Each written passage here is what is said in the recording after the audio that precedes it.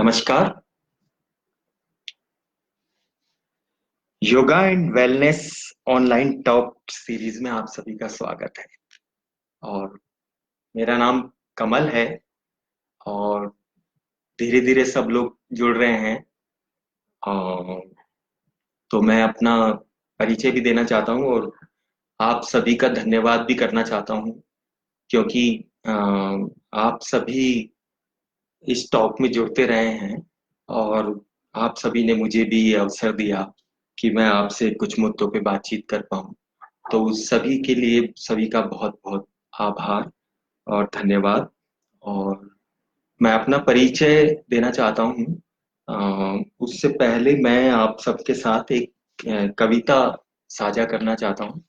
और ये कविता सुनेंगे आप, आपको अच्छा लगेगा। और थोड़ा इतनी देर में कुछ और लोग जुड़ भी जाएंगे, तो उसके बाद हम ठीक से उन मुद्दों पे बातचीत करना शुरू करेंगे जिन मुद्दों के लिए आज का टॉप रखा गया है। तो ये कविता विनोद कुमार शुक्ल जी ने लिखी है। और आप सबने हो सकता है सुना हो, या हो सकता है आप पहली बार सुन रहे हो। हताशा से एक व्यक्ति बैठ गया था। हताशा से एक व्यक्ति बैठ गया था। व्यक्ति को मैं नहीं जानता था। हताशा से एक व्यक्ति बैठ गया था। व्यक्ति को मैं नहीं जानता था। हताशा को जानता था। हताशा से एक व्यक्ति बैठ गया था। व्यक्ति को मैं नहीं जानता था। हताशा को जानता था। इसलिए मैं उस व्यक्ति के पास गया। इसलिए मैं उस व्यक्ति के पास गया। मैंने हाथ बढ़ाया। मैंने हाथ बढ़ाया। मेरा हाथ पकड़कर वह खड़ा हुआ। मेरा हाथ पकड़कर वह खड़ा हुआ। मुझे वह नहीं जानता था। मुझे वह नहीं जानता था। मेरे हाथ बढ़ाने को जानता था। मेरे हाथ बढ़ाने को जानता था। हम दोनों साथ चले। दोनों एक दूसरे को नहीं जानते थे। हम दोनों साथ चले। दोनों एक दूसरे को नहीं जानते थे। साथ चलने को जानते थे। तो यह कविता है, विनोद कुमार शिक ने लिखी है। और यहाँ मैंने आपको इसलिए सुनाया कि अभी इस टॉक में हो सकता है बहुत सारे लोग मुझे जानते हों, लेकिन हो सकता है बहुत सारे लोग मुझे नहीं जानते हो। और ये अलग बात है कि जब हम सेशन खत्म करेंगे तो हो सकता है कुछ कुछ आप मुझे जानने लगे, मुझसे परिचित होने लगे। लेकिन खास बात यह है कि आज हम जिन दो स्थितियों पर बात करना चाहते हैं, वो दोनों स्थितियां हम सबकी साझी स्थितियां हैं। हम सब लोग उससे प्रभावित हैं। हमारे परिवार, हमारे हमारा समाज, हमारा देश, और खासकर जिनको हम सबसे ज्यादा प्यार करते हैं, हमारे बच्चे। तो हमारे बच्चों पे इन स्थितियों का बहुत ज्यादा असर पड़ रहा है। और ऐसा असर जो कि नकारात्मक असर है। तो हमको इन मुद्दों पे बहुत ही संवेदनशील होके विचार करना चाहिए, सोचना चाहिए। हमने जो मान्यताएं बना रखी है, उन मान्यताओं की जांच पड़ताल भी करनी चाहिए। और ये देखना चाहिए कि क्या हम इन स्थितियां जैसी हैं उसी में संतुष्ट हैं, या हम सबको मिलके इन स्थितियों को बदलने की जरूरत है। तो एक बार फिर से कुछ और लोग साथी जुड़े हैं, तो एक बार फिर से मैं आप सभी का yoga and wellness online talk series में स्वागत करता हूं। और मेरा नाम कमल है और मैं जयपुर में रहता हूं।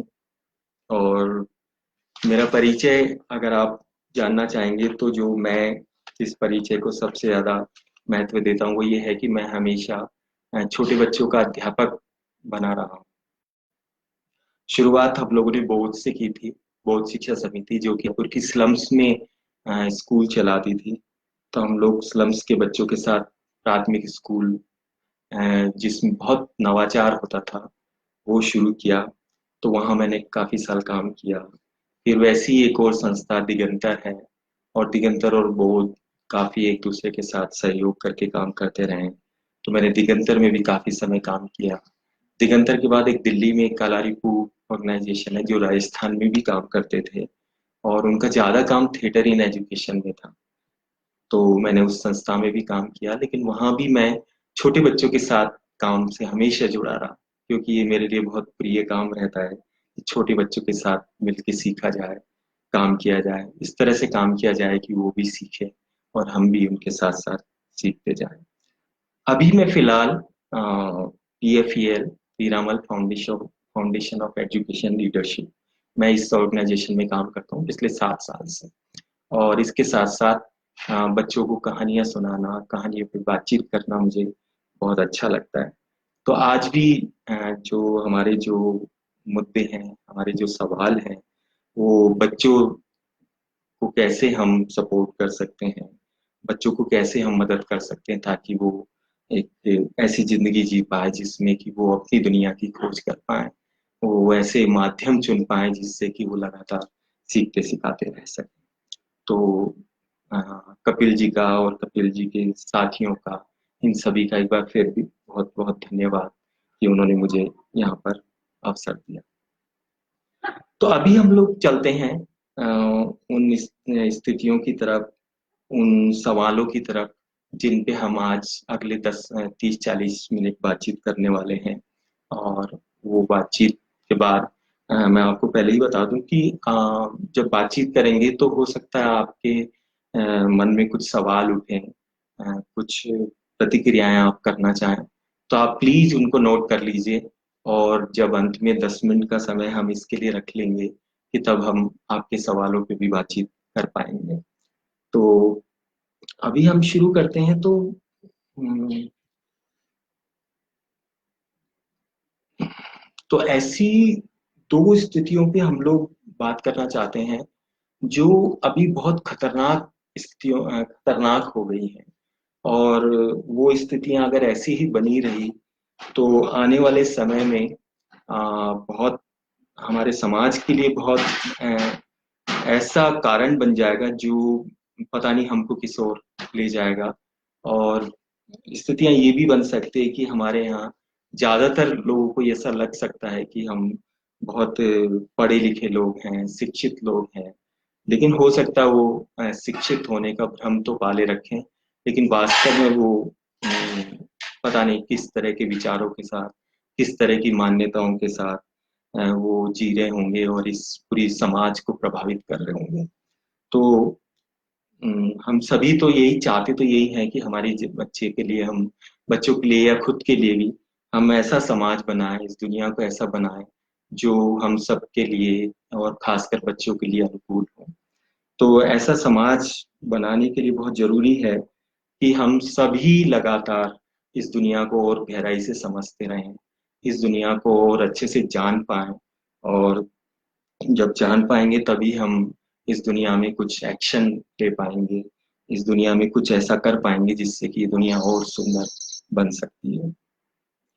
तो मैं आपका एक स्थिति की तरफ ध्यान दिलाना चाहता हूँ, वो ये है कि जैसे पिछली अगर पूरा स्वतंत्रता के टाइम से ही बात करें या उससे पहले बात करें, तो आप देखेंगे कि हमारे देश में अ, हम ये कह सकते हैं कि निरक्षर लोगों की संख्या बहुत ज्यादा थी।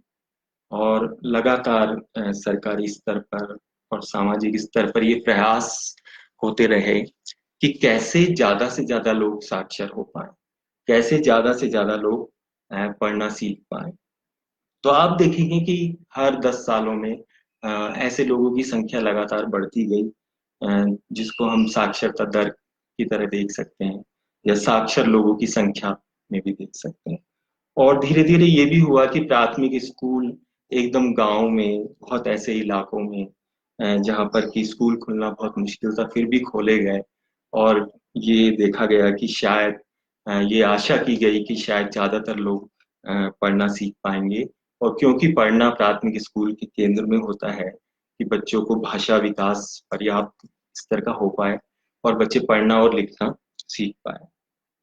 तो ये कोशिश लगातार समाज और पूरा शिक्षा व्यवस्था भी करती रही है और सरकार भी करती रही है।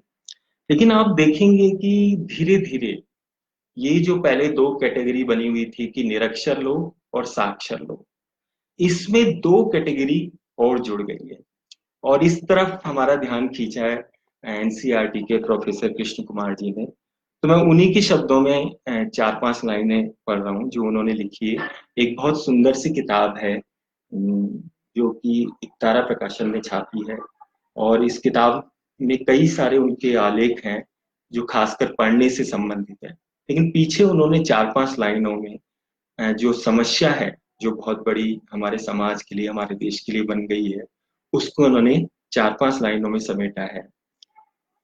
जो पढ़ नहीं सकते उन्हें अनपढ़ कहकर हम ऐसे लोगों के लिए कोई शब्द नहीं छोड़ते जो पढ़ सकते हैं, जो पढ़ सकते हैं मगर पढ़ते नहीं।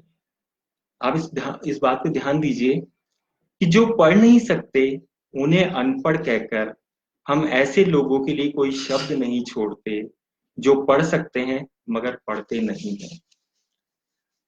उनसे भी बड़ी संख्या में वे लोग हैं जो पढ़ते हैं पर समझते नहीं हैं। यह पुस्तक इन्हीं दो समस्याओं के बारे में है। तो आप देखेंगे कि जैसे जैसे साक्षर लोगों की संख्या बढ़ती गई, जैसे जैसे ऐसे लोगों की संख्या बढ़ती गई जिन्होंने प्राथमिक शिक्षा, बुनियादी शिक्षा को प्राप्त किया है, और जैसे जैसे और ज्यादा पढ़े लिखे लोगों की संख्या बढ़ती गई, लेकिन उसके बावजूद आप देखेंगे कि छोटे छोटे नगर में या कहें कि बड़े बड़े शहरों में भी जो पुस्तकालय है उनमें जाने वाले लोगों की संख्या लगातार घटती गई है। लगातार ऐसा हुआ है कि लोगों ने पढ़ना बंद कर दिया है, और पढ़ने का अर्थ वो कई बार सिर्फ ये लेते हैं कि परीक्षा की तैयारी करना, परीक्षा पास करना, किसी तरह प्रमाण पत्र ले लेना, और हम ये सोचते हैं कि हम शिक्षित हो गए। लेकिन जो पढ़ना है कि हम किसी मुद्दे को, किसी सवाल को लेके कोई पुस्तक पढ़ें या साहित्य पढ़ें, तो वो आप देखेंगे लगातार ऐसे लोगों की संख्या घटती जा रही है। और कई बार तो लोग बहुत मजाक में आजकल कहते हैं कि आजकल अगर लाइब्रेरी में कोई भूला भटका व्यक्ति चला भी जाता है तो लाइब्रेरी संचालक जो है वो बहुत खुश होते हैं, और कई बार तो वो अपने पैसों से उनको चाय पिलाते हैं। तो ये बात का जिक्र पहले भी मैं कई बार कर चुका हूँ। लेकिन कुल मिला के आप स्थिति देखेंगे कि बहुत भयानक स्थिति हो गई है कि हम सब ने पढ़ना छोड़ दिया है। और प्रोफेसर कृष्ण कुमार इसको दो शब्दों से समझाते हैं कि एक तो होता है पढ़ाई करना और एक होता है पढ़ना। तो वो कहते हैं कि पढ़ाई करना मतलब कि परीक्षा की तैयारी करना, या आप ये कह सकते हैं कि स्कूल में जो कोर्स है, जो टीचर ने अपनी तरफ से जो सिलेबस तय कर रखा है, जो पाठ्यक्रम तय करता है कर रखा है, उस पे वो कोशिश करते हैं कि लगातार किसी तरह उस पाठ्यक्रम में जो कौशल हैं, जो दक्षताएं हैं वो बच्चे में आ जाएं। लेकिन कुल मिला के ज्यादा जोर इस बात पे होता है कि किसी तरह परीक्षा की अच्छी तैयारी हो जाए और बच्चे परीक्षा पास कर ले। और हम लोग जब पढ़ते थे तो उन दिनों में तो कोई अगर फर्स्ट डिवीजन आ जाता था तो हम मानते थे कि वो बहुत बड़ी उपलब्धि है। लेकिन अभी तो फर्स्ट डिवीजन भी ऐसे लगता है कोई अ, खास अचीवमेंट नहीं है, और ये माना जाता है कि नहीं नहीं, कक्षा में आप प्रथम आए कि नहीं, या स्कूल में आप प्रथम आए कि नहीं, आप इस पे ज्यादा फोकस करते हैं। तो नतीजा ये होता है कि हो सकता है बच्चे प्रथम आ गए हों और बहुत अच्छे अंकों से उन्होंने परीक्षाएं पास की हो, लेकिन देखा गया है कि वो अ, आप तय नहीं कर सकते कि क्या उन्होंने वो शिक्षित हुए हैं क्या, या उनको जो बुनियादी शिक्षा में जो सीखना था, और या ये सीखना था कि हम सीखते कैसे हैं, हम किन माध्यमों से अपनी ज्ञान को बढ़ा सकते हैं, या किन माध्यमों से हम और ज्यादा खोज कर सकते हैं, हम हमारे सवालों के उत्तर ढूंढ सकते हैं, उन माध्यमों पे उनकी पकड़ है कि नहीं। तो आप देखेंगे कि एक जो बहुत मजबूत जो माध्यम है, कि आप पुस्तकों से सीख सकते हैं, साहित्य से आप सीख सकते हैं, वो मजबूत जो माध्यम है वो धीरे धीरे बच्चों की और हम सबकी पकड़ से छूटता जा रहा है। और आप देखेंगे कि हमारे 100 सवा 100 करोड़ लोगों के देश में जो अच्छे से अच्छे लेखक हैं, उनकी अच्छी से अच्छी किताब भी 2000 से ज्यादा संख्या में नहीं छपती है, क्योंकि आप देखेंगे कि लोग किताबें खरीदते ही नहीं। और आपको ऐसे सैकड़ों शहर मिल जाएंगे जहां पर साहित्य की और खासकर बाल साहित्य की दुकान ढूंढना तक मुश्किल हो जाएगा। अगर आप ये तय भी कर लेंगे, चलिए कुछ बच्चों की अच्छी किताबें खरीद के लाते हैं जो साहित्य के उसमें आती है, और या बाल साहित्य जिनको कहा जाता है, तो आप देखेंगे कि वो ऐसी दुकान आपको ढूंढना मुश्किल हो जाएगा, और होगी ही नहीं। और कई बार हम लोग जब टीचर प्रशिक्षण करते हैं तो कई टीचर कहते भी हैं कि सर आप ये बताइए कि अगर ऐसी किताबें हमको लेनी हो तो हम कहाँ से लेंगे। तो आपको आश्चर्य होगा कि राजस्थान में हम लोग एक ही नाम ले पाते हैं कि आप वहां से ये किताबें मंगा सकते हैं। तो एक बहुत भयानक सी स्थिति आप कह सकते हैं कि हमारे समाज में हो गई है। और लोग जो कृष्ण कुमार जी की मैं बात कर रहा था कि वो कहते हैं कि एक तो पढ़ाई करना और एक पढ़ना। तो कहते हैं कि पढ़ने का मतलब ये होता है कि आप अपने सवालों पे लगातार खोज खोज की किताबें पढ़ते हैं, चाहे वो साहित्य की किताबें हों, चाहे वो विषयों की किताबें हों, चाहे वो अलग अलग मुद्दों पे लिखी गई किताबें हों। तो वो कहते हैं कि ये जो पढ़ना है ये अभी नहीं हो रहा है। और हमारे देश में और खासकर एशिया के ज्यादातर देशों में पाठक कम होते जा रहे हैं। पाठक से मतलब जो अपने आप जिनको पढ़ने की आदत है और अपने आप ढूंढ ढूंढ के किताबें वो पढ़ते हैं। तो ऐसे पाठक इस दुनिया में बहुत कम होते जा रहे हैं। तो एक तो ये स्थिति, और एक और मजबूत माध्यम है जो हमारे घर से ही शुरू होता था। हालांकि पढ़ना जो है वो भी हमारे घर से ही शुरू होना चाहिए था, लेकिन फिर भी हम कह सकते हैं कि हमारे यहाँ पर एक समय पर पढ़ना लोगों को नहीं आता था। लेकिन हमारे यहाँ एक मौखिक परंपरा हुआ करती थी जिसमें कि मौखिक साहित्य हमारे समाज में था।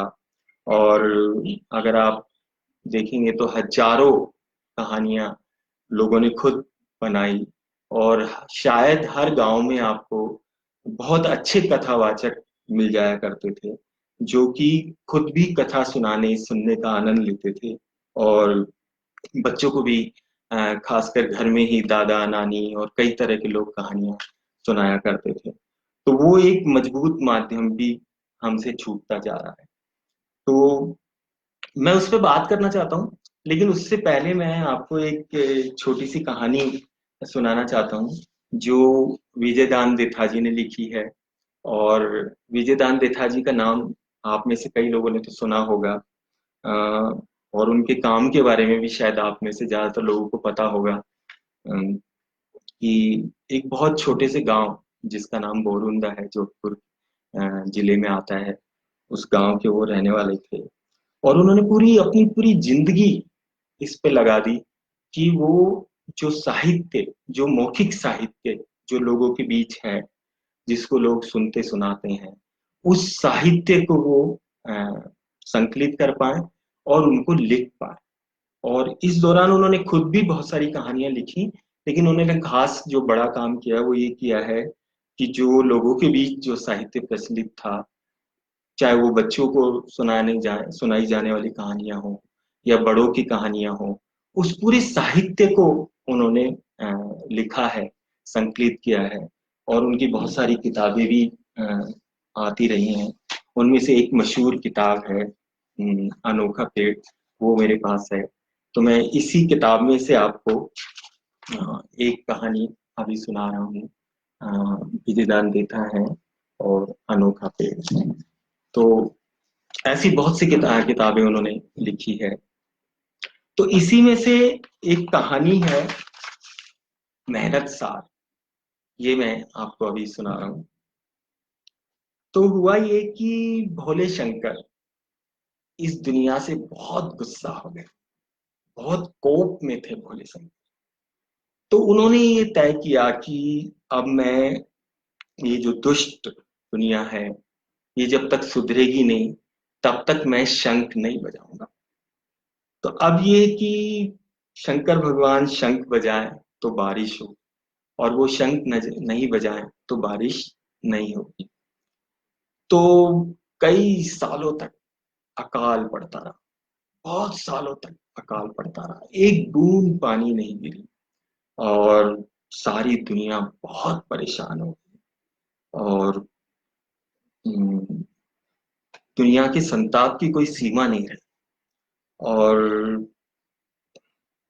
पर शंकर भगवान ने अपना प्रण नहीं छोड़ा और लोगों ने कई तरह से प्रायश्चित किया। जैसे कि आप देखते भी हैं कि लोग बारिश आ जाए इसके लिए क्या क्या तरीके लेते हैं, कुछ अंधविश्वास भी और कई तरह के चाहे वो कुछ हवन कराना या प्रार्थना करना या मतलब बहुत तरह का तरीके हैं जिससे कि वो बारिश हो जाए इसके लिए प्रयास करते रहते हैं। तो ऐसे सभी तरह के प्रयास चल रहे थे लेकिन कई सालों तक बारिश नहीं हुई। तो एक बार इस कहानी के अनुसार ये कहते हैं कि शंकर और पार्वती दोनों हवा में आकाश में उड़ते उड़ते जा रहे थे। तो अचानक से जो पार्वती हैं उनकी नजर नीचे जमीन पर पड़ी। तो उन्होंने क्या देखा कि दोपहर की बहुत तेज धूप, मतलब ऐसी धूप की मतलब लू चल रही है। तो ऐसी धूप में एक किसान अपना खेत जोत रहा था, जबकि आपको तो पता ही है इस कहानी में बहुत सालों से बारिश नहीं हुई है। तो पार्वती को बड़ा आश्चर्य हुआ। तो उन्होंने जो महादेव हैं उनसे भी कहा कि देखिए क्या हो रहा है। महादेव ने कहा क्या हो रहा है, अरे आप देखिए तो सही नीचे क्या हो रहा है।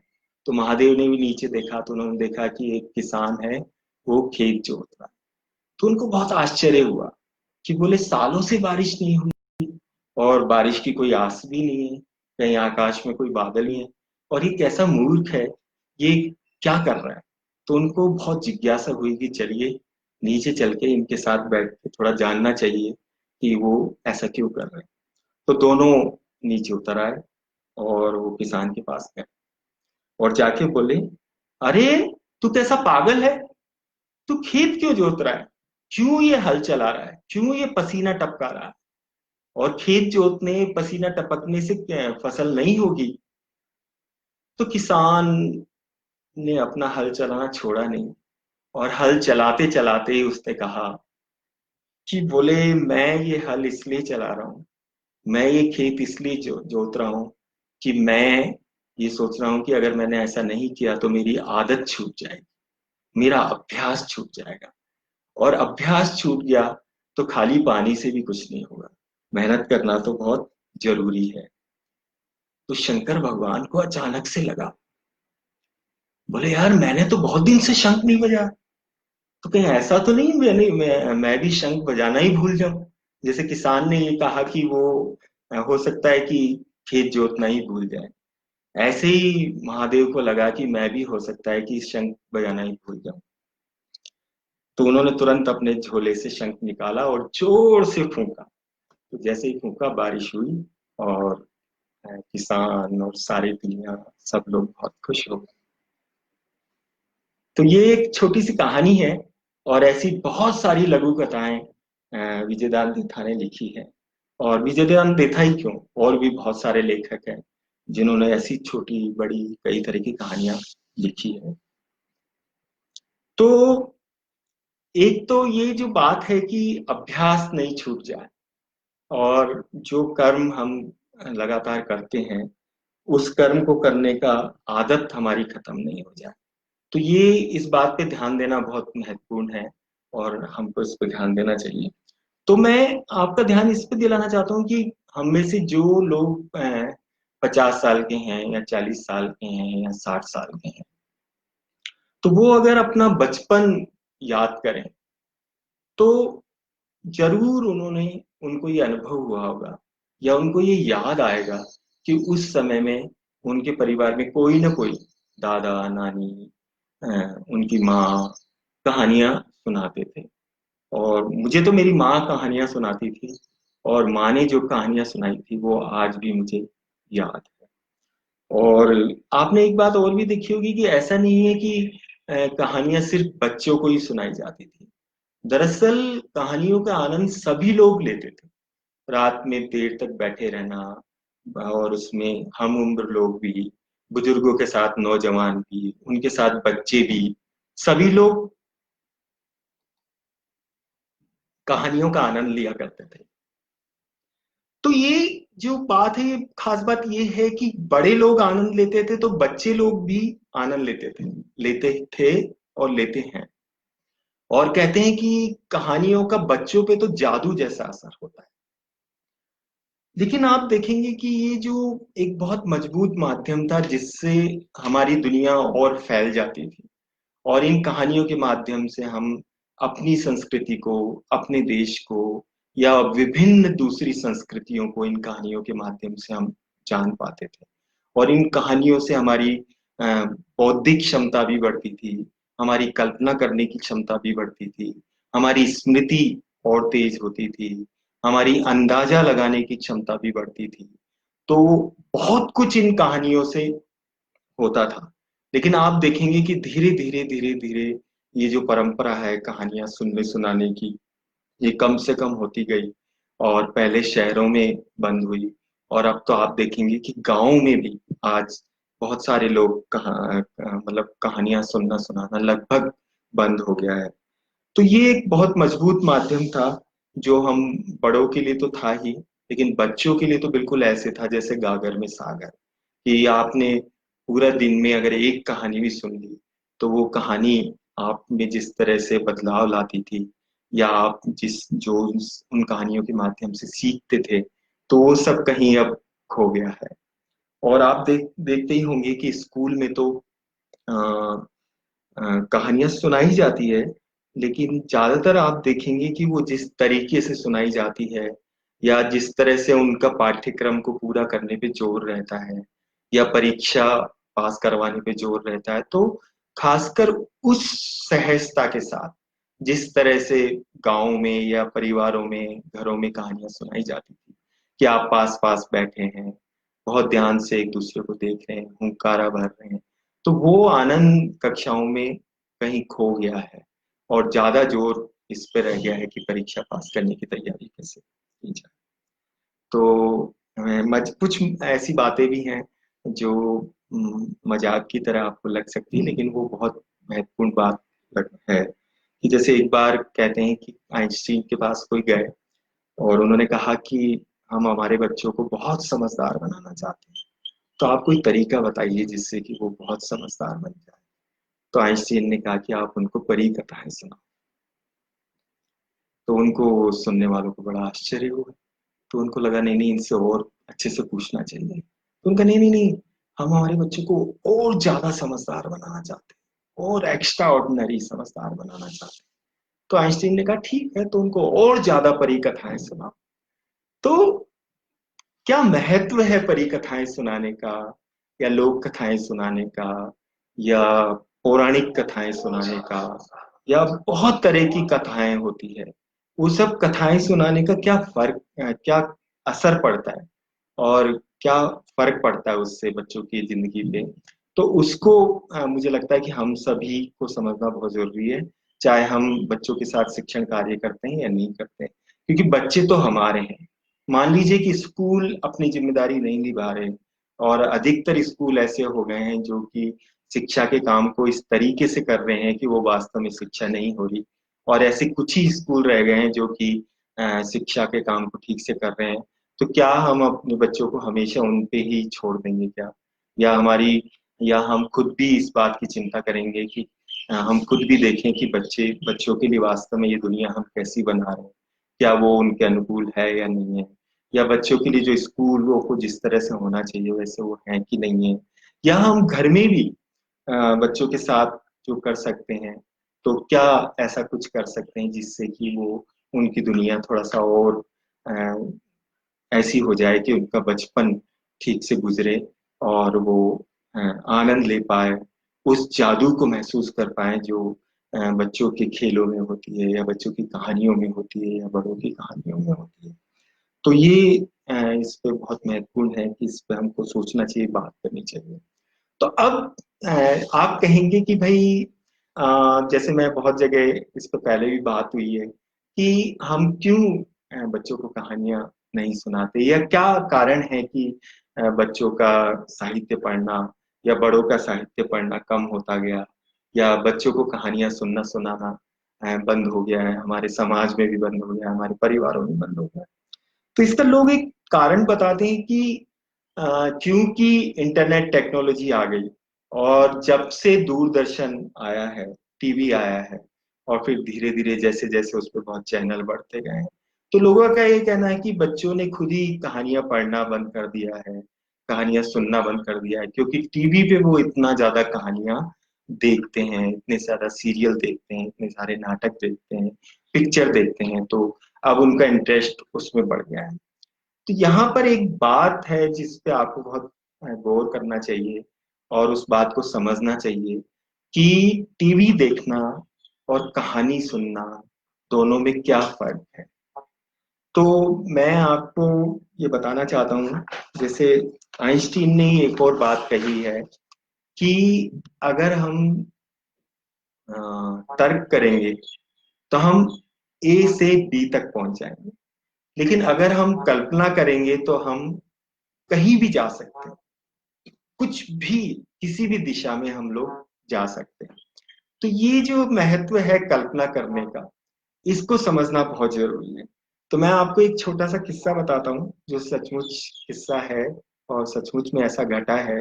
एक बार जयपुर लिटरेचर फेस्टिवल में गुलजार आए थे, तो वो कोई 100-200 बच्चों से बातचीत कर रहे थे, और बातचीत के दौरान उन्होंने कहा कि अच्छा चलो ठीक है, आप सब लोग ऐसा करो, एक एक पेपर पे एक एक चुड़ैल का चित्र बनाओ। तो बच्चों ने बनाया, तो आपको आश्चर्य होगा कि अधिकतर बच्चों ने एक ही चेहरा बनाया, एक ही तरह का, एक सी आंखें, एक से नाक, या जैसे भी डरावना चेहरा वो बनता था, वो एक ही तरह का चेहरा बना। तो क्या कारण है इसका?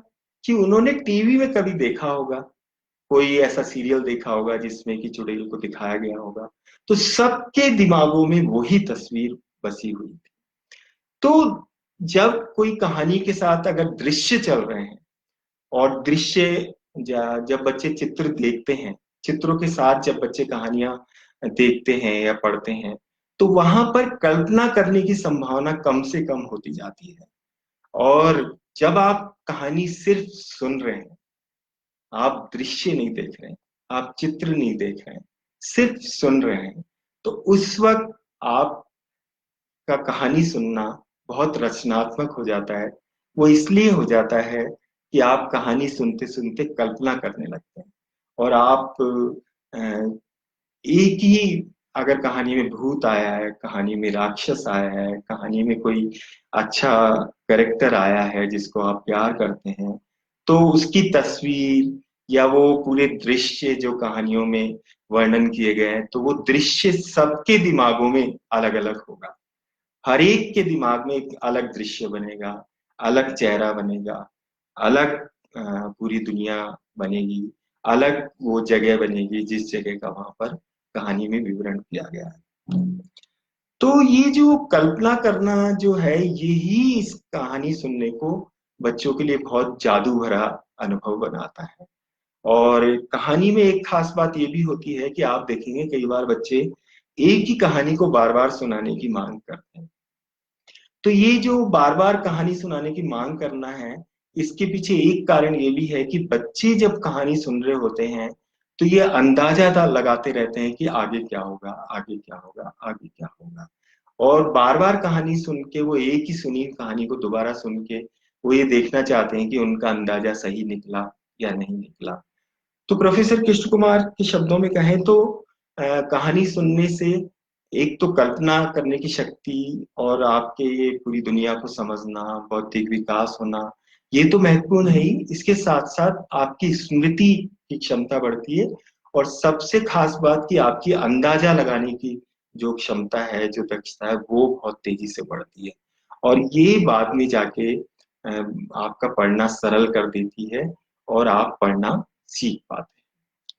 तो आ, एक तो ये कि दो ऐसे माध्यम, पढ़ना, अ, पढ़ना मतलब अर्थ की खोज करना, और एक माध्यम की मौखिक साहित्य से रूबरू होना, कहानियां सुनना सुनाना। ये दोनों माध्यम ऐसे हैं जिससे आप लगातार सीख सकते हैं, जिससे आप लगातार अपने ज्ञान को बढ़ा सकते हैं और अपनी क्षमताओं को बढ़ा सकते हैं। लेकिन आप देखेंगे कि अभी आज की तारीख में ये दोनों ही माध्यम हमसे दूर होते जा रहे हैं, हमारी पकड़ से छूटते जा रहे हैं। और खासकर बच्चों को ये दोनों माध्यम आज भी उपलब्ध नहीं है। घरों में कहानी सुनना सुनाना बंद हो गया है। परिवारों में कोई नहीं है जो अब आपके साथ बैठ के बड़े प्यार से कहानी सुनाए, या परिवार के लोग आपस में एक दूसरे को कहानी सुनाए, या मोहल्ले के लोग, या गांव के लोग, या किसी कॉलोनी के लोग आपस में बैठ के कहानी सुने। ऐसा आप अभी सोच भी नहीं सकते, आप ये कल्पना भी नहीं कर सकते कि ऐसा कहीं पर हो रहा होगा।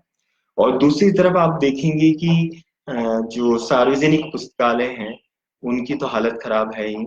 अगर स्कूल में भी आप जाएंगे, जो खासकर हायर सेकेंडरी स्कूल है, आदर्श स्कूल है, तो वहां आप देखेंगे कि 20 22 50 के बड़े बड़े कमरों में हजारों किताबें रखी हैं, लेकिन उसको बच्चे पढ़ते नहीं हैं।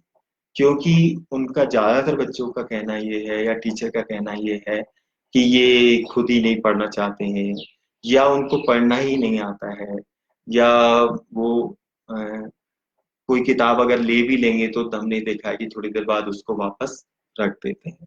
तो इसका एक बड़ा कारण ये है कि हमारे स्कूलों में बहुत ऐसे तरीके से पढ़ना सिखाया जा रहा है कि वो डिकोड करना तो सीख जाते हैं, यानी कि संकेतों को पहचान के और उच्चारण करना तो सीख जाते हैं, लेकिन पढ़ने का मतलब ये होता है कि आप लगातार उसमें अर्थ की खोज करते रहे।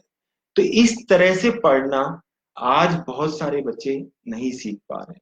और उसी का नतीजा है कि अभी बहुत सारे अध्ययन भी हुए हैं और हर साल होते रहते हैं।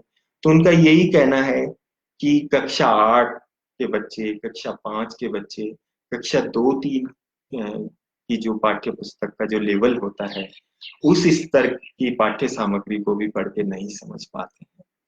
तो उसी का नतीजा ये होता है कि हम बीए एमए पास कर लेते हैं, लेकिन हम अ, पढ़ना सीख जाते हैं, लेकिन वास्तव में हम उसके बाद पढ़ना छोड़ देते हैं। और हमको लगता है कि शिक्षित होने का मतलब यही है कि हमने बीए कर लिया, एमए कर लिया है, पीएचडी कर लिया। और जबकि कहते हैं कि ज्ञान के साथ ये स्थिति है कि जैसे इसको आप एक छोटे से उदाहरण से समझ सकते हैं कि जैसे कोई संगमरमर की मूर्ति है, तो अगर आप उसको लगातार साफ नहीं करेंगे, आप उस कहते हैं कि उसकी लगातार अगर घिसाई नहीं करेंगे, तो धीरे धीरे उसकी सुंदरता खोती जाती है।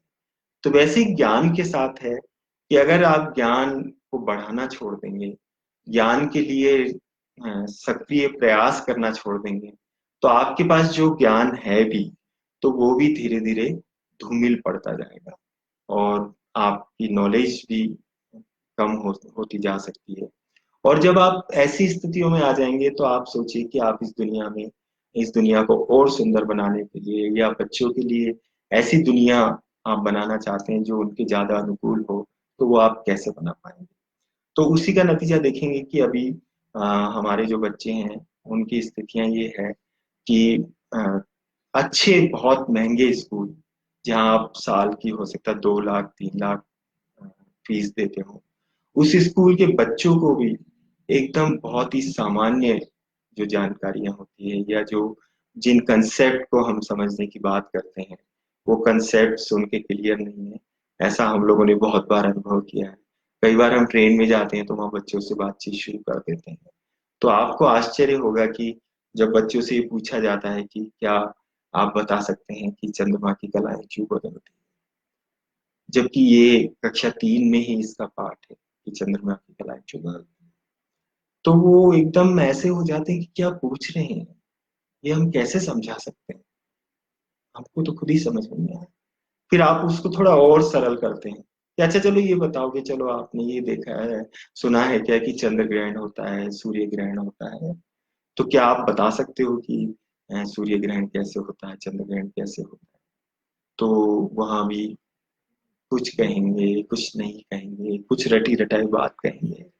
और फिर जब अंत में आप ये पूछते हैं कि अच्छा पृथ्वी का आकार कैसा है, इसका रूप कैसा है, और ये क्यों दिन रात होते हैं, तो ये समझ भी सामान्यतः बहुत अच्छे कहे जाने वाले पब्लिक स्कूल के बच्चों को भी बहुत दुख के साथ कहना पड़ रहा है कि नहीं होती कई बार। और उसी से ये और स्पष्ट होता है, पुष्ट होता है कि अभी हमारा सारा जोर सिर्फ परीक्षा पास करने पर लगा हुआ है। और इसका कारण यही है कि क्योंकि जो परिवारों में एक सीखने सिखाने का बहुत मजबूत माध्यम था, वो भी हमसे खो गया है। और उसके बाद जो मौखिक नहीं तो कम से कम पढ़ के, किताबें पढ़ के, पुस्तकें पढ़ के हम जो अपना ज्ञान बढ़ाने का एक मजबूत माध्यम था, वो भी हम लोगों ने कहीं ना कहीं खो दिया है। वो भी हम सिर्फ पाठ्य पुस्तक तक केंद्रित रह गए हैं, या कक्षा में जो टीचर हमको जिस तरह से पढ़ाते हैं और जल्दबाजी में जिस तरह से हमको उनका पूरी अप्रोच ये होती है कि कैसे हम अच्छे अंक ला सकते हैं, कैसे हम पास हो सकते हैं और सबसे आगे निकल सकते हैं। तो ये जो होड़ मची हुई है, इसमें शिक्षा कहीं खो गई है। और मैंने आपको ये दोनों स्थितियां इसलिए बताई है कि क्योंकि ये दोनों स्थितियों का एक दूसरे के साथ संबंध है। कि अब क्योंकि हम बड़े लोग पढ़ते नहीं है, हमारी पढ़ने की आदत नहीं है। और आपको आश्चर्य होगा कि जो शहर है, और आप ऐसा परिवार ढूंढे जहाँ पर कि सभी लोग पढ़े लिखे हैं, सभी लोग बीए में या पीएचडी तक पढ़े लिखे हैं, कोई डॉक्टर है, इंजीनियर है। अगर आप उनके परिवार में भी ये पता करेंगे कि क्या उनके परिवार में कुछ साहित्य की किताबें हैं, तो आपको आश्चर्य होगा कि उनके परिवार में साहित्य की किताब आपको नहीं मिलेगी। तो एक तरह से हम बड़े लोग पढ़ते ही नहीं। तो अब जब हम नहीं पढ़ते तो बच्चों का भी एक्सपोजर नहीं है कि पढ़ना कोई बहुत आनंददायक चीज है, साहित्य पढ़ना बहुत महत्वपूर्ण काम है। और किताबें खरीदना और खरीद खरीद के किताबों को पढ़ना, उन पे बातचीत करना, आनंद लेना, मिलके किताबें पढ़ना, इस ये हमारे परिवारों से खोता जा रहा है। तो उसी का नतीजा है कि जो सहज, जो एक मजबूत माध्यम था सीखने सिखाने का, वो हम खोते जा रहे हैं। तो हम सभी को शायद चिंता होनी चाहिए कि हम कैसा समाज बना रहे हैं, कैसी दुनिया बना रहे हैं, जो धीरे धीरे धीरे धीरे क्योंकि आप ये देखिए कि पहले बच्चे स्कूल नहीं जाते थे, बहुत सारे बच्चे ऐसे थे, लेकिन वो परिवार में बैठ के, गांव में बैठ के जो वो अवलोकन करते थे, या प्रकृति से जिस तरह से वो जुड़े रहते थे, या पेड़ों को लेके, पेड़ों के आसपास खेती को लेके, या जो भी उनके गांव में चीजें हैं, जो प्राकृतिक प्रकृति है चारों तरफ, उससे वो बड़ों के साथ मिलके या आपस में खेल खेल के बहुत कुछ सीखते रहते थे। अभी तो धीरे धीरे मैं देख रहा हूँ कि वो मौका भी खोता जा रहा है। क्योंकि अब मैं जिस कॉलोनी में रहता हूँ, तो वहां मैं देखता हूँ कि 6-7 साल के बच्चे होते हैं, उसके बाद ही वो आजकल खेलना या मिल के खेलना, आपस में मिल के कुछ करना, दूसरे बच्चों के साथ बैठ के कुछ बातें करना, ये सब धीरे धीरे खोता जा रहा है। और पूरा दिन का शेड्यूल कुछ ऐसे बनता है कि 5-6 घंटे के लिए आप स्कूल जाते हैं, फिर घर आके होमवर्क करते हैं, पता लगा उसके बाद भी कुछ होमवर्क करते हैं। और बल्कि मुझे तो ये आश्चर्य हो रहा था कि मुझे बहुत खुशी हुई कि चलो अभी लॉकडाउन है और इन दिनों में हम बच्चों में ये आदत डाल सकते हैं। क्योंकि कहते हैं कि अगर आप 20-21 दिन किसी काम को करें बार बार, तो उसकी आदत पड़ जाती है। तो मुझे लगा ये अच्छा मौका है कि हम बच्चों तक कहानियां पहुंचाएं और वो रोज कम से कम एक कहानी सुने। तो आपको आश्चर्य होगा कि हमारे पड़ोस का एक बच्चा है, मनन, उससे हम बात करते हैं और पूछते हैं कि क्या तुमने कल कहानी सुनी थी? तो बड़ा मासूमियत से जवाब देता है कि नहीं, बहुत सारा होमवर्क था, बहुत सारा ऑनलाइन क्लास थी। और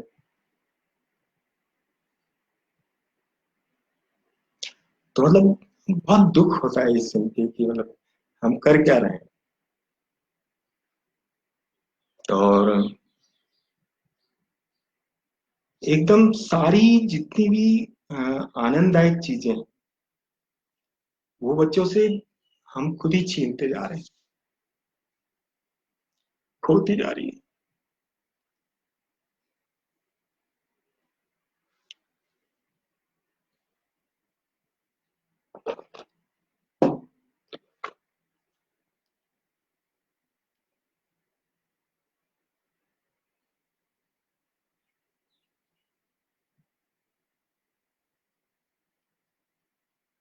कई बार तो गांव में ऐसा लगता है कि, या शहरों में भी है, जो बहुत पैसे वाले परिवार हैं, सामान्य परिवार है, तो वो ये करते हैं कि लड़के को अच्छे स्कूल में भेजेंगे, लेकिन सोचते हैं अच्छा चलो ठीक है, ये तो लड़की है, इसको सरकारी स्कूल में भेज देते हैं। तो आप देखेंगे कि एकदम उल्टी चीजें हो रही है। कई बार सरकारी स्कूल ऐसे मिलेंगे जहां पर बच्चे थोड़ा समय खेलते हैं, आपस में बातें करते हैं, या कई तरह के काम हैं जो वो मिलके करते हैं। लेकिन सर जो बहुत प्राइवेट स्कूल है, तो आप देखेंगे कि बच्चे को ऐसे मशीन बना दिया है, और कि बस अब ये करो, अब ये करो, अब ये करो, और ये सब उसको अकेले अकेले करना है। कोई अपने हम उम्र बच्चों के साथ शेयरिंग नहीं, कुछ भी ऐसा नहीं है जो वो मिलके कर सकते। तो ऐसी स्थितियां जब बच्चों के साथ बनेंगी, और घर में भी ऐसी स्थितियां बनेंगी कि सब अपने अपने काम में व्यस्त है, कोई किसी से बातचीत नहीं कर रहे हैं, कोई आपस में चर्चा नहीं कर रहे हैं, और सिर्फ बच्चों को आदेश दिया जा रहा है कि अभी होमवर्क कर लो, अभी स्कूल के लिए तैयार हो जाओ, अभी खाना खा लो। तो एक जो मिलके सृजन करना, या मिलके ऐसी बातचीत करना जिसमें कि सीखना सिखाना संभव हो पाता है, तो वो बातचीत भी अभी लगभग बंद हो गई है, और बहुत कम से कम होती जा रही है। और बहुत चिंता होती है सब सुन के, देख के, कि हम कैसी दुनिया बना रहे हैं, कैसा समाज बना रहे हैं। तो अब फिर सवाल उठता है कि क्या, एक तो ये चीजें बहुत जरूरी है, तो इनको आप मेरे कहने से तो नहीं करना शुरू कर देंगे, या क्योंकि अभी हमने बातचीत की है, तो ऐसा नहीं है कि अभी सब कुछ बदल जाएगा, और क्योंकि इतना मुश्किल है, इतना आसान भी नहीं है। तो क्या कर सकते हैं हम, क्या ऐसे कुछ तरीके हो सकते हैं जो आज भी संभव है? तो ये सारे सवाल हैं जो मैं आपके सामने छोड़ रहा हूँ, और कुछ सजेशन भी हम लोग एक दूसरे को दे सकते हैं। जैसे मेरे दिमाग में एक सजेशन ये आता है, जिसके लिए हम लोग सब लगातार काम भी कर रहे हैं, कि क्या हम, क्योंकि वो तो अभी मुझे नहीं पता कितना संभव है, कि क्या हम फिर से वैसा वातावरण बना सकते हैं क्या, जिसमें कि हम सब लोग मिलके बैठ के कहानी सुन रहे हैं, सुना रहे हैं, आपस में बहुत मजेदार बातचीत कर रहे हैं, इस दुनिया पे, चीजों पे, जो बदलाव हो रहे हैं, जो घटनाएं हो रही हैं, उन पे बात कर रहे हैं। लेकिन हम ये तो कर सकते हैं कि अभी टेक्नोलॉजी ने बहुत सारी चीजें बहुत सरल कर दी है। जैसे मैं एक 10 मिनट की कहानी अ, अगर रिकॉर्ड करता हूँ, और उसको लोगों के साथ शेयर करता हूँ, तो एक साथ हजारों लोगों तक वो कहानी जा सकती है। तो क्या हम ऐसा कर सकते हैं क्या, कि हम खुद भी मोबाइल से, या हमारे लैपटॉप से, या कैसे भी कहानियां साहित्य, खास करके साहित्य को की जो कविताएं हैं या कहानियां हैं, उनको सुनना सुनाना शुरू करें, और उनमें रस लेने की कोशिश करें। और जब हम ले रहे होंगे, हम जब मोबाइल का ये इस्तेमाल कर रहे होंगे कि हम उससे कोई अच्छी कहानी सुन रहे हैं, तो हो सकता है कि धीरे धीरे बच्चे भी अ, ये कर पाए। क्योंकि आप देखेंगे कि जो बड़े लोग हैं वो मोबाइल पे लगे रहते हैं, बहुत सारे गेम खेलते रहते हैं, तो बच्चे भी ये जिद करते हैं कि हम भी खेलेंगे, और हम भी मोबाइल पे करेंगे, और आप देखेंगे कई बार बच्चे घंटों बैठ के वो गेम खेलते रहते हैं। लेकिन ऐसा नहीं है। अगर आप उनको अच्छी कहानियां उपलब्ध करा सकते हैं, तो मुझे ऐसा लगता है, ऐसी संभावना नजर आती है कि बहुत सारे बच्चे, हो सकता है उनकी ये आदत में आ जाए, कि वो हर एक दो दिन में मोबाइल के माध्यम से कहानी या कविता सुन रहे हैं। क्योंकि अभी पिछले करीब 1 महीने से हम लोग कहानियां बच्चों तक पहुंचा रहे हैं। तो ऐसे ऐसे लोग अनुभव शेयर कर रहे हैं कि जैसे हमारी एक मित्र है, अमृता। उन्होंने बताया कि एक 6 साल की बच्ची है जो उनकी भतीजी है, कहीं दूर रहती है। तो उनको लगा कि ये कहानी मैं तो सुन रही हूँ, मुझे बहुत अच्छा लग रहा है, लेकिन मैं उसको भी भेज देती हूँ। तो आपको आश्चर्य होगा, उसका रोज फोन आता है कि जल्दी से वो कहानी भेजो। तो अभी हम लोगों ने जैसे ये सोने की चाबी किस्सा बुरा तीनों का, उसमें करीब 27-28 किस्से हैं। तो मैं उनको अपलोड करता हूँ रिकॉर्ड करके। तो छोटे बच्चे भी हर दिन ये मांग करते हैं कि बुरा तीनों का किस्सा सुनना, वो चला दो। तो ऐसा नहीं है कि मतलब जो टीवी है या जो और जो गेम है जो खासकर मोबाइल पे खेले जाते हैं, अगर ये होंगे तो बच्चे कहानियां नहीं सुनेंगे। क्योंकि कहानियां सुनने का जिस तरह का असर होता है, वो आप तभी देख सकते हैं जब आप खुद अनुभव करें, खुद उस तरह की कहानियों में रस लेने लगें, और खुद आप बच्चों को लगातार ये अवसर दें कि वो भी इस तरह की कहानियां सुन पाए और देख पाए। तो तब आपको पता चलेगा कि कितना आनंद के साथ वो उनको सुनना चाहिए। और मैं तो आपको ये भी बता रहा हूँ कि आप ये कोशिश करके देखिए, हम लोगों ने ऐसा किया भी था। तो आप देखेंगे कि धीरे धीरे बच्चे टीवी देखना भी शायद कम कर रहे हैं या छोड़ भी सकते हैं, अगर उनको इस तरह से कहानी कविताएं बच्चों तक पहुंच पाए। और बाकी फिर ये तो आप कर ही सकते हैं कि अगर संभव हो तो आप अपने मोहल्ले में, अपने गांव में, अपने आसपास ऐसे कुछ स्पेस बनाएं जहां पर बच्चों का कुछ साहित्य हो, बच्चों की कुछ पत्रिकाएं हो। आजकल तो हमारे कुछ मित्र हैं जो बहुत अच्छी बच्चों की पत्रिकाएं प्रकाशित करते हैं। खासकर अगर मैं नाम लूं तो चकमक एक पत्रिका आती है जो एकलव्य निकालते हैं, या एक तारा प्रकाशन छोटे बच्चों के लिए प्लूटो पत्रिका निकालते हैं, और बड़े जो किशोर उम्र के बच्चे हैं, उनके लिए साइकिल पत्रिका निकालते हैं, और बहुत सारी बच्चों की कहानियां वो छापते हैं। तो उस तरह की पत्रिकाएं आप लगा सकते हैं जो हर महीने में एक भी आ गई, तो उसमें इतनी सामग्री पढ़ने को होती है। बहुत सुंदर चित्र होते हैं, बहुत अच्छी कहानियां, बहुत अच्छी कविताएं, दूसरी विधाओं में भी रचनात्मक लेखन होता है जिसको कि पढ़ा जा सकता है, जा सकता है। तो एक उनको एक चस्का लगाया जा सकता है, फिर से उनमें एक पढ़ने की आदत बनाई जा सकती है, और ये कोशिश की जा सकती है।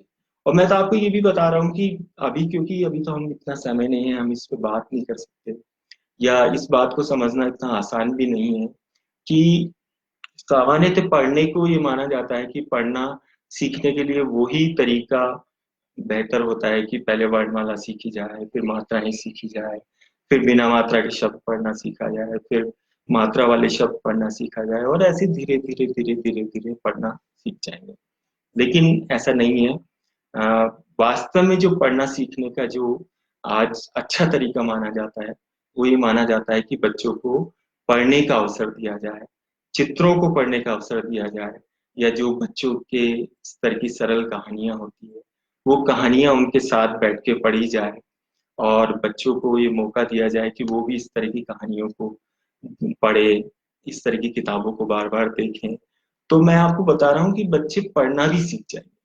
क्योंकि अगर आप ठीक उम्र में, खासकर कहते हैं कि 6 साल की उम्र सबसे सही उम्र होती है जब आप पढ़ने के लिए, पढ़ना सीखने के लिए तैयार होते हैं।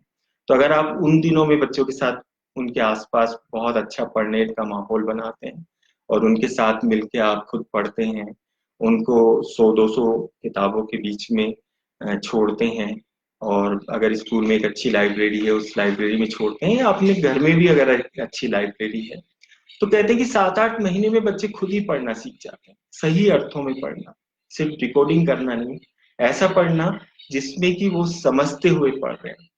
तो इस तरह का प्रयास करना बहुत जरूरी है, क्योंकि अगर ये हम नहीं करेंगे तो आप देखेंगे कि हम लगातार ऐसे लोगों की संख्या बढ़ाते जाएंगे जो शिक्षित होने का भ्रम में हैं, और वास्तव में वो शिक्षित नहीं है। क्योंकि शिक्षित होने का मतलब ये नहीं है कि आपने बीए में कर लिया। शिक्षित होने का मतलब ये है कि आप अपनी सीखने की सामर्थ्य को कितना बढ़ा पाते हैं, और कितना हमेशा सीखने को आप तैयार रहते हैं। तो उसी के लिए ये मजबूत माध्यम है कि आप पुस्तकों के साथ रहें, पुस्तकों को पढ़ने की आदत डालें, और तभी आप सीख पाएंगे और लगातार शिक्षित रह पाएंगे। तो चलिए, कुछ सवाल हैं, हम उन सवालों पर बातचीत करते हैं। और शंकर भगवान वाली कहानी का नाम किसी ने पूछा है, तो उसका नाम है मेहनत सार, जो इसी किताब में छपी है, और विजयदान देथा जी ने कहीं से सुन के उसमें लिखा है। दूसरा सवाल है, पढ़ने में अंदाजा लगाना कैसे काम आता है, इसके बारे में भी बात करें। तो ये बात करना बड़ा मुश्किल है, लेकिन आप देखेंगे कि हमारा जो ब्रेन है वो अ, कुछ सेकंड तक ही अ, जो स्मृति दो तरह की होती है, एक तो होती है तात्कालिक और एक होती है लॉन्ग टाइम। तो कहते हैं कि जो तात्कालिक स्मृति होती है उसमें आप तेजी से तभी पढ़ पाते हैं जब आप कुछ उस वाक्य के शब्दों को याद रख पाए। या कई बार तो ये भी होता है कि हम शुरू के एक दो वर्ण पढ़ के ही पूरे शब्द का अंदाजा लगा लेते हैं। ऐसे ही शुरू के दो चार शब्द पढ़ के ही हम पूरे वाक्य का अंदाजा लगा लेते हैं। और इसी कारण हम बहुत तेजी से पढ़ने की गति को बढ़ा पाते हैं। और जब पढ़ने की गति बढ़ती है तभी हम समझते हुए पढ़ पाते हैं, नहीं तो समझते हुए पढ़ पाना बहुत मुश्किल हो जाएगा। तो मुझे नहीं पता, अभी मैं इतना जल्दी जल्दी में ये बात कर रहा हूँ तो आपको समझ आई होगी नहीं, लेकिन हम कभी दोबारा इसके लिए 10-15 मिनट का समय रख सकते हैं कि कैसे अंदाजा लगाने की क्षमता पढ़ना सीखने के लिए बहुत जरूरी है। और आज जो बहुत सारे लोग पढ़ना नहीं सीख पा रहे, उसका एक बड़ा कारण ये होता है कि क्योंकि हमारी अंदाजा लगाने की क्षमता, और अंदाजा लगाने की क्षमता आपकी गणित में भी बहुत काम आती है, तो ये भी हम कभी समझ सकते हैं।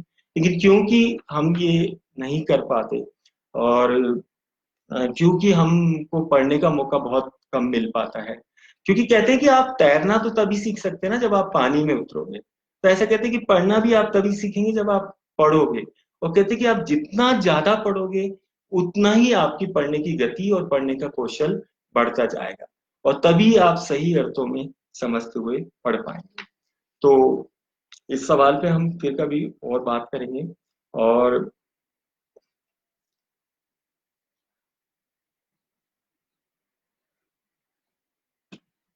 हाँ, एक और सवाल आया कि क्या आपका आशय है कि ज्ञान अक्षय नहीं है? कैसे अक्षय? अक्षय कैसे? कैसे नहीं? तो ये सवाल मुझे ज्यादा अभी समझ नहीं आया, एक बार आप फिर से अगर लिख के पूछ पाए तो समझ आएगा। एक है कि अधिकतर बच्चे झंडा बनाते हैं या दिल जिसमें तीर है, अनुपमा तिवारी। तो ये वैसे तो कला में आता है, लेकिन फिर भी हम इस पर बात कर सकते हैं कि ये अ, आप ज्यादा अच्छे से समझ सकते हैं कि कला का मतलब तो ये होता है कि आप कोई अनोखा बनाएं। और खासकर सामान्यतः होना तो ये चाहिए कि बच्चों को अपनी कल्पना को साकार करने के लगातार अवसर मिले, और वो अपनी कल्पना से कुछ बनाए। लेकिन आप देखेंगे कि अभी जो कला के नाम पे होता है वो ये होता है कि या तो एक आम का चित्र बनाया दिया जाता है और बच्चों से कहा जाता है कि आप इसको कॉपी करिए, या कोई झंडे का चित्र बना दिया जाता है, तो ज्यादातर वही चित्र बच्चों को बनाने को कहा जाता है। तो आप जब भी चित्र बनाने को कहेंगे तो बच्चे ऐसे ही चित्र बनाएंगे, और उनको एक दिल का भी एक खास तरह का वो चित्र उनको दे दिया जाता है कि दिल होता है, और प्यार का संकेत है, या मुझे नहीं पता बच्चे उसको कैसे देखते हैं, पर ये काफी होता है। तो दादा दादी को कहानी सुनानी चाहिए, बिल्कुल यस। मैं तो ये कहूंगा कि मम्मी पापा, बड़े भाई बड़ी बहनों, सबको हम अपने परिवार में खुद भी कहानियां सुनने सुनाने का आनंद लेना चाहिए, और बड़ों को भी सुनानी चाहिए। अगर आप चाहते हैं कि ये दुनिया और खूबसूरत हो जाए, और बच्चे स्कूल में बहुत तेजी से पढ़ना सीख जाएं, और बच्चों को पढ़ने की आदत आ जाए, पढ़ने का कौशल आ जाए, तो बहुत जरूरी है कि बच्चों को बहुत सारी कहानियां सुनाई जानी चाहिए, और कहानियों पे बातचीत भी हो सकती है। और मेन तो बस ये है कि अगर आप इतना भी कर देते हैं कि कहानियां सुनने सुनाने का आनंद खुद भी लें और बच्चे भी ले पाए, ऐसा माहौल बना पाए, तो ये बहुत अच्छा है। कोविड के माहौल में बच्चों के साहित्य का क्या भविष्य, मैं यही कह रहा हूँ आपसे कि अभी क्योंकि आप देखेंगे कि स्कूल जाने की स्थितियां अभी नहीं है, और हो सकता है अगले 2 4 5 महीने ना बन पाए। तो उसमें हालांकि जो प्राइवेट स्कूल है, बहुत से कुछ प्राइवेट स्कूल ऐसी व्यवस्था कर रहे हैं कि वो कक्षा को आपके घर तक ले गए हैं और ऑनलाइन क्लासेस चल चल रही है। लेकिन आप देखेंगे कि वो जो ऑनलाइन क्लासेस चल रही हैं उसमें बच्चों को बहुत तकलीफ हो रही है, और वहां भी वही परीक्षा की तैयारियां की जा रही है। तो अगर हम माता पिता और अभिभावक लोग या परिवार के वयस्क लोग अगर ये माहौल बना पाए कि भाई चलो ठीक है सब कुछ करो, लेकिन रोजाना 1 घंटा हम लोग पढ़ने में, कहानियां सुनने सुनाने में, साहित्य पढ़ने में लगाएंगे, तो ये अच्छा मौका है जब हम बच्चों में ये आदत डाल सकते हैं। और आप देखेंगे कि जब बच्चों में ये अगर आदत पड़ जाएगी पुस्तकालय पुस्तकों को पढ़ने की, साहित्य पढ़ने की, तो आप देखेंगे कि उनका अपने आप ही उनकी नॉलेज बहुत तेजी से बढ़ेगी, उनकी बौद्धिक क्षमता बहुत तेजी से बढ़ेगी, और उनको बहुत आनंद आने लगेगा, उनकी जिंदगी में एकदम बहार सी आ जाएगी। तो आपको ये कोशिश हम सबको मिलकर करनी चाहिए कि ये आदत हम इन दिनों में बना पाए, तो आगे भविष्य में बच्चों की आदत बनी रह सकती है। और प्रोसेस के लिए फिर से सेशन करेंगे, किसी की मांग आई है तो यस, मैं भी आप सबसे यही रिक्वेस्ट करूंगा कि क्योंकि एक सेशन में ये अभी हमने खाली कुछ मुद्दों को खोला है, मैं खुद भी बहुत इसमें इस तरह से जुड़ने में, ऑनलाइन सेशन करने में बहुत सहज नहीं हूँ। और कई बार आप कोई सेशन कर रहे हो तो बहुत भावुक भी हो जाते हैं।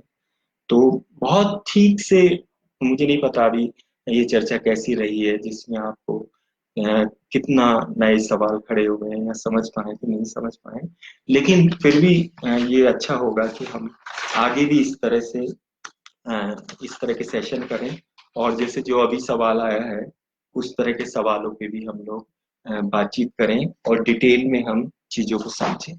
तो अंत में क्योंकि समय भी हो गया है, वो बल्कि 2 3 मिनट ज्यादा ही हो गए हैं, तो मैं आपसे बस एक ही निवेदन करना चाहता हूँ कि हम कोशिश यही करें कि हम बच्चों के लिए अ, ऐसी दुनिया बना पाए, और ऐसा ऐसी व्यवस्था कर पाए कि अच्छे कथावाचक, मतलब अच्छे भी नहीं, जैसे मैं कोई बहुत अच्छा कथावाचक नहीं हूँ, लेकिन मुझे ऐसा लगता है कि बस कुछ अच्छी कहानियां बच्चों तक पहुंचनी चाहिए।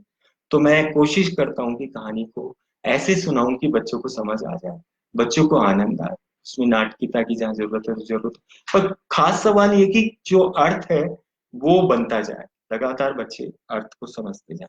तो ये कोशिश करता हूँ। तो ऐसी कहानियां सुनना सुनाना आप भी शुरू करें, आप खुद भी कहानी सुनने का आनंद लें और बच्चों को भी करें। तो ये आप सबसे निवेदन है कि ये जो स्थितियां हैं, जो बहुत खतरनाक स्थितियां बन गई हैं, और उन स्थितियों में अगर हमने ध्यान नहीं दिया तो हम ऐसी दुनिया बनाएंगे जिसमें कि हमारे बच्चों के लिए कोई बहुत अच्छी स्थितियां नहीं होगी। जैसे आप देखेंगे कि मैं जब बच्चा था तो कभी सोच भी नहीं पाते थे कि क्या किसी स्कूल में किसी काउंसलर की जरूरत है क्या। लेकिन अभी आप देखेंगे कि बहुत सारे बड़े बड़े स्कूल में 2 2 4 4 काउंसलर बिठाए जाने लगे हैं।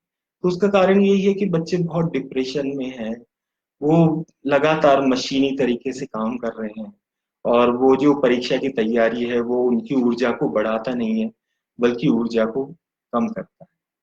तो थैंक यू, आप सबने सुना, और 1 घंटा का समय आपने दिया। तो कोशिश करेंगे कि आगे भी हम लोग ऐसे सेशन कर पाएं, और अगर संभव हुआ कभी फिजिकल मिलने का तो हम लोग फिजिकल भी मिले, उसमें कहानियां सुने सुनाएं, बातचीत करें।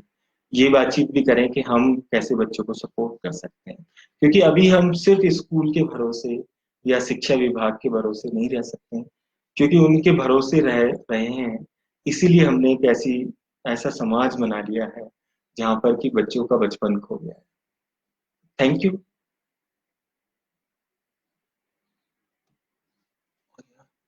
यहाँ पर एक सेव का ऑप्शन भी आता है। सॉरी।